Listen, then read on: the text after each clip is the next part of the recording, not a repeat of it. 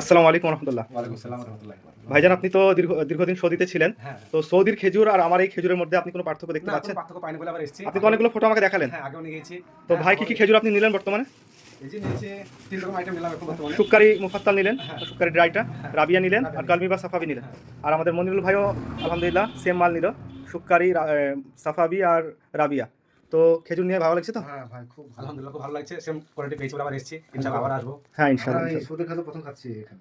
জি, মাশাআল্লাহ। গ্রামে বেশি হয়। আর এই ভাই তো ছিল সৌদিতে, হ্যাঁ, সৌদি ছিলাম, তো খেয়েছি। সেম মাল একদম। হ্যাঁ, সেম মাল, সেম স্বাদ। হ্যাঁ, আচ্ছা, একই ভালো টেস্ট। কোনো মাশাআল্লাহ। অসুবিধা না। তার জন্য আবার এসেছি। আবার ইনশাআল্লাহ আসবো, নিয়ে যাবো। আমরা আরো ইনশাআল্লাহ। প্রচার করবো ভাই। হ্যাঁ, ইনশাআল্লাহ ইনশাআল্লাহ। আর তো যারা জানে না তাদেরকে আমরা জানিয়ে দেবো। অবশ্যই।